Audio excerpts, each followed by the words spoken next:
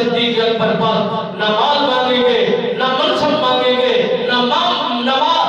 رتبہ مانگیں گے، نہ محلات مانگیں گے، بلکہ اتنا گزارش ضرور کریں گے، اے خالق و مالک، اے مالک ارض و سما، اے پروردگار عالم، اگر تو مجھے راضی ہی کرنا چاہتا ہے، مجھ پر انعامات کی برسات ہی کرنا چاہتا ہے، تو ایک ہی میری التجا ہے، ایک ہی میری آرزو ہے، جتنا بھی میرے نبی کے غلامان مصطفیٰ ہیں، جہنم کے ایندھن بن چکے ہیں، جہنم کے حقدار بن چکے ہیں، اور جہنم میں ان کا ٹھکانہ بن چکا ہے،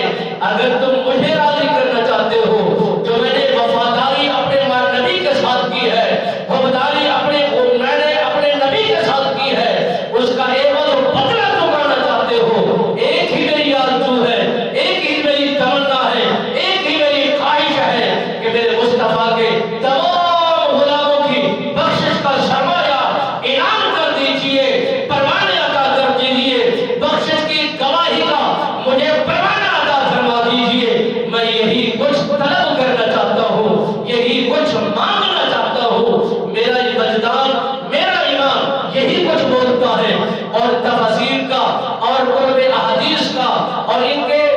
بہترین اوصاف کا ذکر کر کے پڑھ کے ہم اس نتائج پر پہنچے ہیں کہ جنہوں نے مصطفیٰ کے ساتھ والہانہ محبت کر دکھائی، اور محبت میں کہیں وال برابر بھی اپنے آپ کو پیچھے نہیں رکھا، اس وقت بھی یار نبی کے ساتھ اور محمد عربی سرکار کی وفاداری کے ساتھ ایسا اعلان کروائیں گے اور ایسی اپنی طرف ظاہر کریں گے، خالق و مالک فرما دے گا کہ جس طرح انہوں نے محبت دنیا میں کر دکھائی ہے،